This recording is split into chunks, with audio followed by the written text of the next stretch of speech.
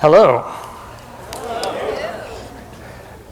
I have to arrange all of my gadgetry. I'm someone who's against technology, but I have to start by arranging an array of gadgets in front of me. And what I want to talk to you today about is scarcity. Now, scarcity is a pretty ugly word. It's not a word we like to use. For this room, it might call up other words like sequestration, furloughs, ugly words, words we don't like. Scarcity is when you don't have enough of something that you want. Scarcity is when you're on a long road trip and you have to go to the bathroom and you pass that sign that says no services for 80 miles. Scarcity is when you just get out of college and you're digging around in the couch looking for quarters because you have to pay the rent. Not that that happened to me, but that's scarcity. Scarcity is not a good thing. We like abundance. Well, what I want to talk about today is, I think the reality is that scarcity is the key to being creative. That scarcity actually unlocks the potential for us to solve our most challenging problems, and that abundance is actually working against us. Now, to get there, I have to tell you a bit of a story, so bear with me. It was February 19th, 2011. It's a date that I remember for many good reasons. I woke up early, went downstairs, checked my iPhone, and found out that the night before, late at night, the U.S. House of Representatives had passed a bill. You may remember this bill. It was called H.R. 1. Maybe some of you helped write it.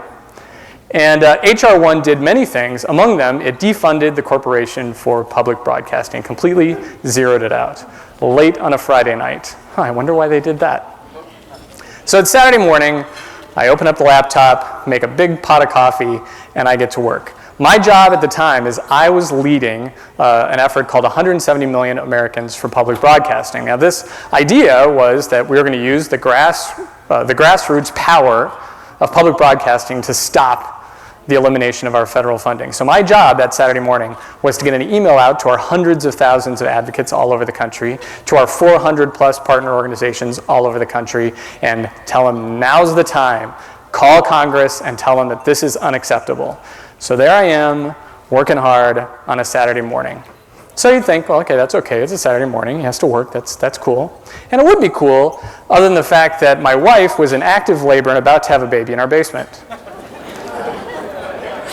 So there I am, working. And finally, one of her friends comes up and says, you know, Jeff, you might want to come downstairs. You don't want to miss it.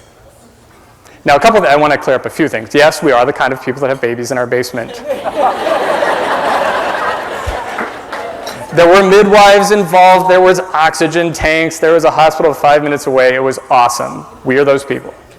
I also want to say it's a very nice basement. It's kind of spa-like. I worked hard to make it a nice basement. It's not like she was having a baby on the washing machine. It was cool. But there I was, thinking, I got to get this email out, and I'm hearing downstairs like, whoa, you know, those noises. So I stop, I go downstairs. And my wife, you know, will tell you a very different version of that story. She'll say I was there for the whole thing and that it was great and I was complete, I did everything I was supposed to do. But I will say that when I was holding my little baby daughter, there was a little bit of me that was still on Washington time. Just a little. Noted. Data. Now, about the same time, my son, who was about 3 years old, and I were hanging out, and in our dining room we have a globe. And he comes up to the globe and he says, Daddy, where do we live? So I say, well, we live in Minnesota, Graham. And I point to Minnesota. And he goes, well, Daddy, where do you live? And I'm like, well, I live here with you in Minnesota. He spins the globe and points to China. And he says, you live here at work. Noted. Data. So I decided that something had to change. At the same time, you know, I loved my job, passionately loved my job, but I realized that running a national campaign to protect federal funding from Minnesota meant that the number one short-term metric for me to measure my success was emails returned at the end of the day. I returned hundreds of emails every day. I was glued to that thing. And I realized I didn't want to keep doing that. So I stepped back and I thought, what do I want to do with this life? How do I want to move forward? And I started thinking, well, okay, I've got this really expensive policy degree, but I'm a recovering theater major. I've got a garage full of tools, but I've got a closet full of really expensive suits. I don't know, what am I supposed to do with this? But I realized that there was one thing that I did know I wanted to do, and that was to work on creativity. Something deep inside me made me realize that in raising my kids, the only thing I really cared about is I wanted them to be creative. I'm terrible at teaching my kids to play ball. I'm terrible at a lot of that stuff. But the one thing that I was doing every day, I realized, was teaching them to be creative. So I was working really hard to that. And one Sunday, something I did, and I hope some of you do this, is on Sundays, no matter how hard I worked, no matter how much was on my plate, on Sundays I shut it all off. We called it the Sabbath. And then I would just say, I'm off. I told everybody, if you need me, you can call me, but I'm not even thinking about work. Now the funny thing I realized is that actually was the best work day of my week. Because suddenly, in that sort of void, when I wasn't doing this, solutions would pop into my head. Now that Sunday, I wasn't thinking about work, I was thinking about what I want to do with my life, playing with my son, and suddenly it hit me. And I marched downstairs, walked up to my wife, and said, guess what?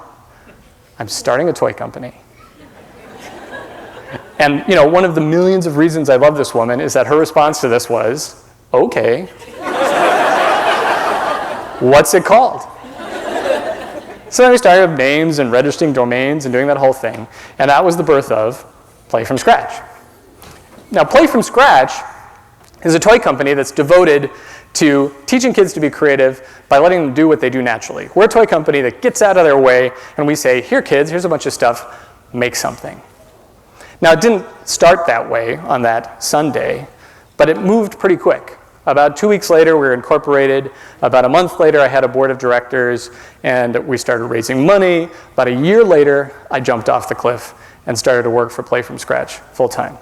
Now, one thing that entrepreneurs will tell you is that, that leap, when you go away from the safety and security of the job and the paycheck and the benefits and everything else, and take that big pay cut to run your own business, feels like jumping off a cliff. And my friends and I always talked about it, jumping off a cliff. And you just think, all right, here I go, I'm jumping off. And you think there's going to be free fall, and then either I'm going to run out of money and hit the ground, or I'm going to learn to fly. Those are the two options, right? Well, no, that's not the way it works. In my experience, what happens is you free fall, and then you land, and you get up, and you say, oh, I'm not dead. We still have some money, or at least access to money, and then you notice there's a new cliff in front of you. That starting a small business is really about a cascade of events, times that you leap off the cliff, and you decide, I'm all in, and then you're down there, and you look up, and you say, well, I can't go back. I guess I just jump again. And along the way, you learn. Along the way, you make discoveries, and you feel maybe a little bit of wind underneath your wings, just enough to keep you going. So what I want to share with you today is what I've learned from that cascade of free falls and landings. Because we're not there yet. We're still alive.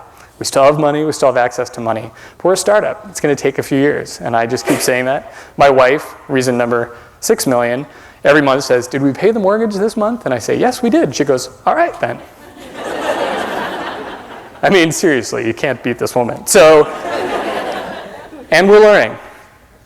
And so I want to share those with you. And I don't want to share just, that learning. There's also the learning from the pile of creativity books on my desk and my studies at Harvard and the work that I've done for the last 20 years. But really, it's about the most significant research activity that I've ever engaged in. And this was a big commitment on my part. I decided, and this is kind of radical, to willingly live, and it's been 5.5 years, to live with the most destructive and creative powers in the universe. I live with them, I sleep in the same house with them, I eat with them, and of course, what I'm talking about are these two characters. This is Graham, he's 5.5. This is Laurel, she's 2.5. She goes by Lola, that's her party name. And these guys are ridiculously off the charts creative. It is amazing the things that come out of their mouths. And you realize, fundamentally, that my job is not to teach them to be creative. It's to stop not teaching them to be creative. It's what I'm doing, and you can hear it in the back of your head. That's not the way that works. Don't do that. Stay away from that. That's dangerous. I mean, all these things we do, and danger is something we should perhaps be concerned about, but We are constantly telling them how not to do things. And they're constantly challenging us by saying, oh no, I can do this. My daughter, the number one phrase in her vocabulary is, I do it. And it is amazing, and it can take 20 minutes to get in the car. I do it, but she does it in the most amazing and creative way. So, from all of that, the first thing I want to share with you is this idea that creativity generates value. Now, what does that mean? Value, certainly in a small business, the big idea is we want to create value. We want people to value what we create and then buy it from us.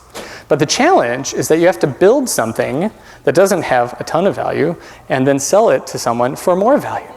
And the best analogy that I have in our house is what I would say before I got into the toy business, our piece of couch. We have the world's grossest couch. My parents gave it to me when I got out of graduate school because I was broke. And I'm not kidding, they got it from a place that reclaimed furniture that had been through floods. And then they gave it to me, and now I've had it for 8 years. And it is a piece of junk. I would actually say it has negative value. It is worth, I'm gonna have to pay someone to get rid of it, right?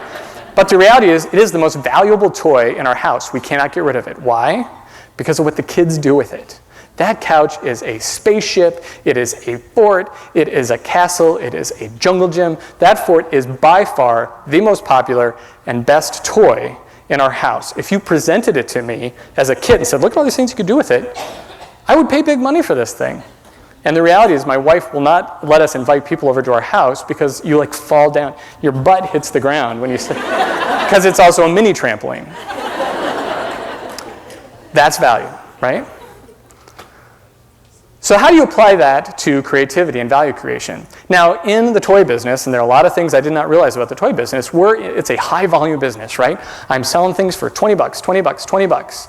And so in order to pull that off, you have to do something called keystone pricing. Does anyone know anything about keystone pricing? Keystone pricing in retail. So in other words, you bought a toy for $20, I sold it to the toy store for $10. Now what should it cost for me to make? Now in Keystone, if I could make it for $5, sell it to the store for 10, and they sell it to you for 20, everyone doubles their money, that's great. But if you really dig in and talk to the real toy manufacturers, they'll say, no, you really want a 5x on your wholesale. So that means I need to make something for $2 that you, the consumer, will buy for 20. That's a really hard thing to do. I mean, you think, well, of course, no, come on. But the reality is that that's a really hard thing to do. And what allows that 10 times solution to happen is creativity. You buy a book, that book is worthless. The words on the page are what have value. And so creativity, and this is across the board, not just the toy business, creativity is what drives value creation. The other thing I've learned is that there's no creative type. Now you might say, we'll look around the room and we could test you all and figure out which of you are more creative and which of you are less creative. But the reality, there's no creative type, especially if you look back at these characters, right?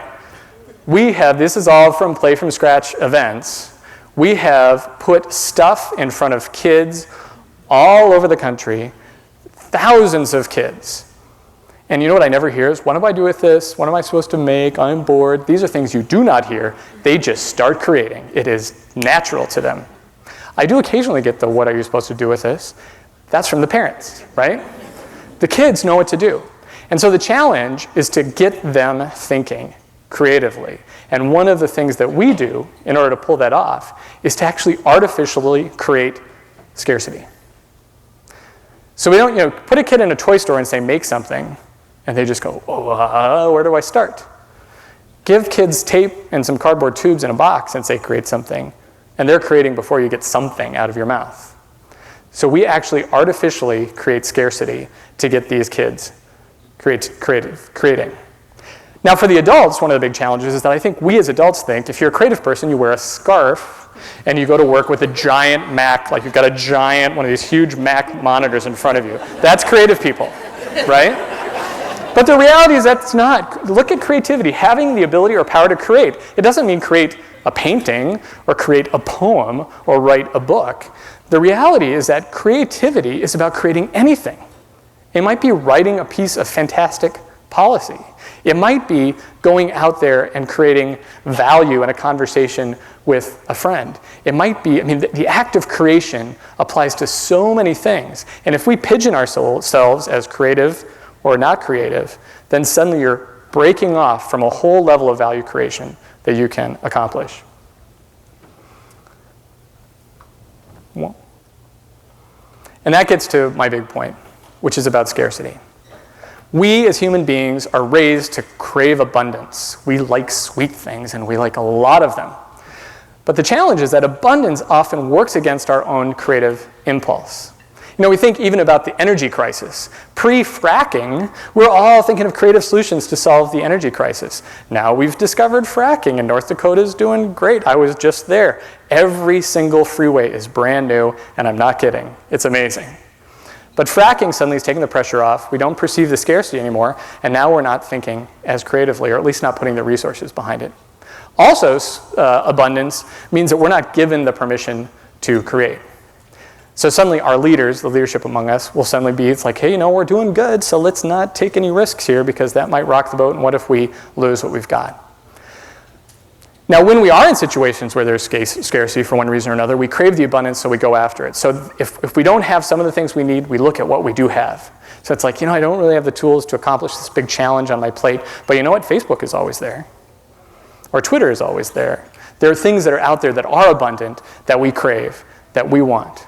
When the real reality is that we should figure out what are those real tools, what are those scarce tools that we have in order to solve this problem.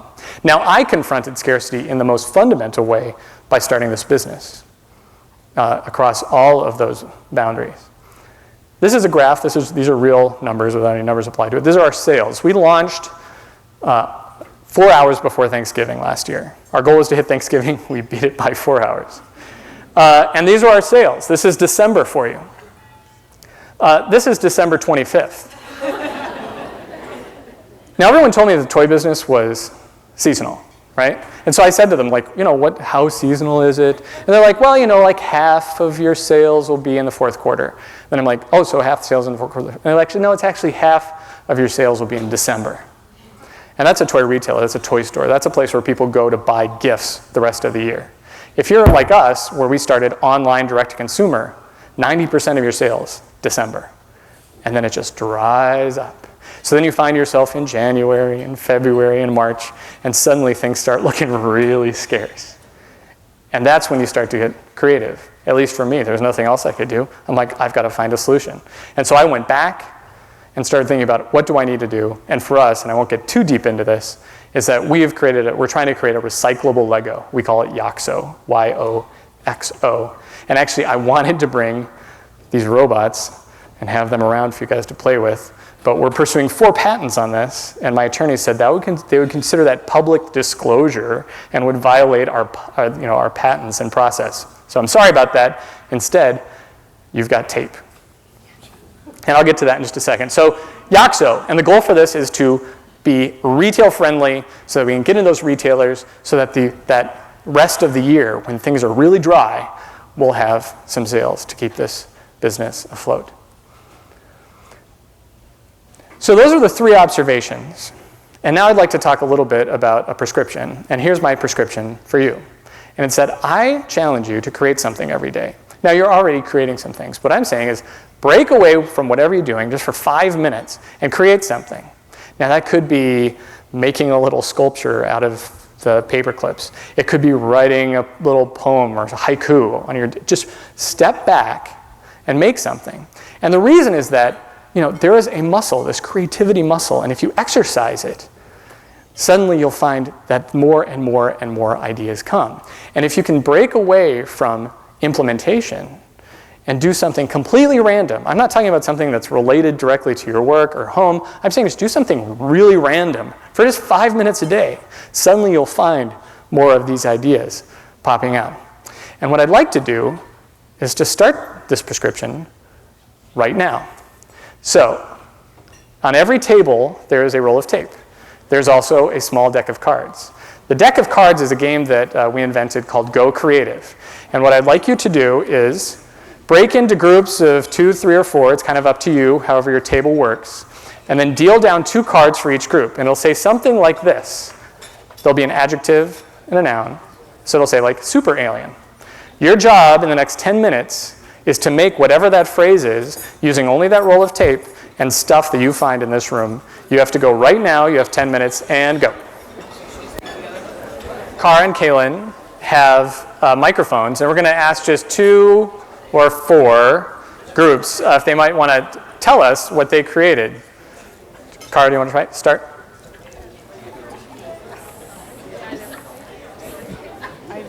Maybe tell us who you are, what your words are, and then describe your creation since we can't see it. Oh, I can show it to you. Ooh. So we have a smart alien, and we combine forces with a little guitar. So we have our little guitar over here, and we made this alien. It's smart. It has a head full of sugar. You can't see it, it's hiding it, but it's inside of his brain. Fantastic. Yeah. Thank you. Yay.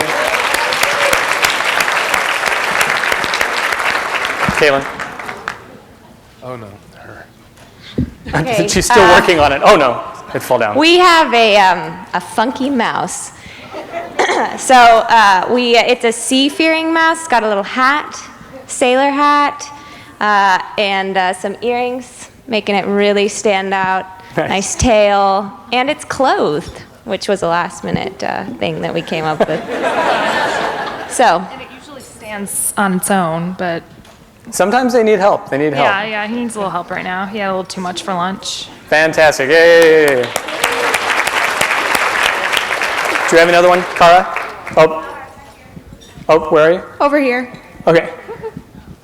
So we had There's some enthusiasm. we had the word glamorous, and then we had glamorous kite and glamorous volcano, which we tried to make out of sugar packets, and a napkin, and a glass, which didn't really work. So we went to the wall, and we created the glamorous kite out of tape, and then the volcano out of sugar packets. And we have a fork. There was going to be more silver on this, but we didn't quite get there because we ran out of time. Well done. And there's just all these hands from over here. So one last one. We have smart hammer. So we took a smartphone Hey!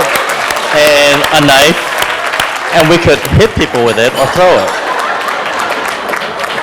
The best use of a smartphone I've ever seen. And there's no app for it, so it's perfect. Thank you very much. Just quickly, 2 things before I wrap up. One is please dismember your creation so that someone else doesn't have to do it. There's nothing, or you can take your time and spend time with it. But it's nothing more sad than after this going around and taking everything apart. And you can do that during the break. The second is the tape and the cards are yours. So if you want to take a few of these home or take the tape home, or if you got kids, or put it on your office desk, go for it. So the last thing I'd like to say is this. There is nothing more valuable than an idea. And what I challenge you to do as you go back to your work is to every once in a while step away from what you're doing, do something completely random, exercise that brain, create a little scarcity, and create something every day. You may be surprised at the ideas that you come up with. Thank you very much.